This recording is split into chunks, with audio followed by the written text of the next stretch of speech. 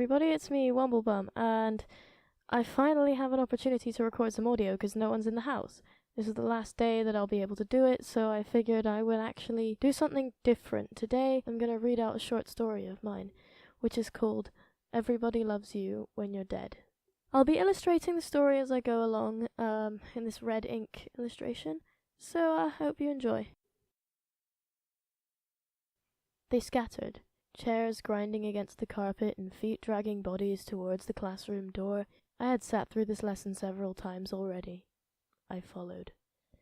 The halls were grey-scaled, with the occasional whisper of colour in the pattern of letters and numbers panelled next to each door. Tall windows wrapped around these halls like a chokehold. I let the crowd drag me through towards another door, the inside shrouded in telltale darkness. I slipped inside, feeling for the cold plastic of the light switch. Empty. I made like I was searching for something in the supply closet, letting my fingers stumble over the spines of battered textbooks. I already knew where it was, of course. I tugged it free from the grip of its clones, peeling back the front cover to examine the thin sheet of paper stapled on the inside. The staple was lopsided. There was my name, on the top of the list in fading black ink. Name: Albert Pisani. Date: 1994. Condition: new. I remembered what it looked like when it was new. I remembered the feel of the glossy pages on my fingertips. The edges of the pages were torn and contorted. The paper was rough and defeated. I had loved that fountain pen. My writing looked great. I had run out of ink cartridges a few months ago. It was still in my backpack. Neglected. I closed it with an aged clap of pages on pages, sliding it back into its place. They were gone now. Teachers were starting to appear in the hallways, gravitating towards the staff lounge and clutching their folders and books in tired arms. One of them recognized me, turned their face towards me. I didn't even look directly at them, waving a hand to signal that I didn't need help. They stared for a moment, puzzled, but understood the gesture, swiveling to continue on their way. I had rehearsed this enough times to know my way around them. In about half an hour, the lights would be switched off, and the setting sun and the dim bulbs bolted above the doors would only bring a dim glow to the gloom. I remembered the street lights outside, and how they peppered the streets with patches of white when it was dark enough. I smiled. Perched on the windowsill, I watched a few cars awaken and crawl out of the college grounds. I wondered what the outside looked like now. I hadn't seen it in so long. Then I noticed him. He was frozen, fists clenched and teeth gritted. He stood on the other side of the window, watching me from the hall. How long had he been watching? He was from one of my classes, but which one? Of course. I switched classes every couple of years. What's the fun in taking the same courses over and over again? After all, this was how I learned about the world. Psychology, that was it. He was exactly the kind of person to take something like psychology, the kind of person who had no clue what he was doing, and was going to college so he could go to uni. He probably would take psychology there too. There was only one thing I knew for sure about that guy. He was curious. He was a coward, but curious. He would tell stories about the dumb situations he had found himself in when exploring the places he shouldn't have. That was why he was here. He was here to confront me. I didn't want him here. I didn't want him to talk to me. I didn't want him to stick his nose in my business. I didn't want him to find the body. I didn't want him to disturb me. I wanted him to go away. The door hinge groaned quietly as he pushed his way in, locking eyes with me. The look on his face was that of someone trying to hide their fear, someone driven by their desire to find the truth no matter what. He would never know. Hey, Albert. Call me Al. And you'll call me Betty.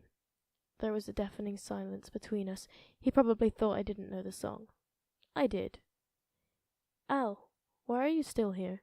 I could say the same for you. Warren. My name is Warren, and I'm in your... I cut him off again.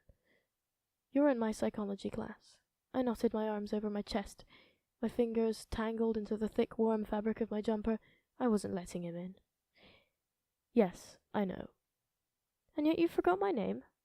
He started pacing towards me. I knew he was trying to seem confrontational, but there was a slight tremble in his voice. I was in control here. Forgive me, but you're not very memorable. Thanks. There was a sarcastic chuckle in his voice, which quickly disappeared again.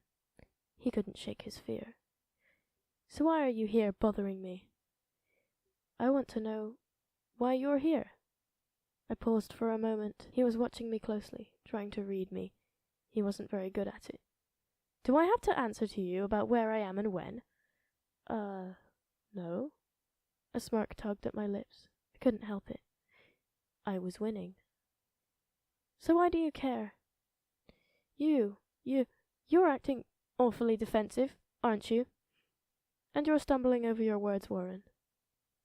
He paled, swallowing hard and frowning at me. He hadn't broken his glare since he entered the room, as if he was expecting me to attack him or something. I'll tell you what. If you can find out for yourself what my little secret is, then I'll tell you if it's true or not. What? Did I stutter? Let's make this a game. I've got all night, and you? He looked down for a second, in contemplation. I knew he would agree to it. Are you sure about that? I might find something out that you don't want me to. I slipped off of the windowsill. The sun was dimming now, and shadows were starting to creep across the walls and across both of us. I paced. Anything you learn over the course of this game will be kept strictly between me and you. Do you understand? It was simple. I would install a sort of measure to make sure he kept his word. I wouldn't call it a curse. That's a strong word after all. It would be more of a precaution. It was as easy as rendering him incapable of telling anyone, no matter how hard he tried. I could do that. If I could make every staff member in this facility forget who I was every 2 years, I could do that. And what if I tell? So, he was thinking on the same page as me. Typical. You won't. Trust me. He paused again, thinking hard. He looked as if his head was ready to implode from the pressure of this decision. Fine. I've got time. I'm ahead on my homework. If you spend the night thinking about homework, you're not going to figure me out. I planted myself onto the windowsill again, turning to see the sky warm up in color as the sun dipped into the horizon. Don't you want to watch the sunset? It's nice to look at. He said nothing. Subscribe to Bomb on YouTube.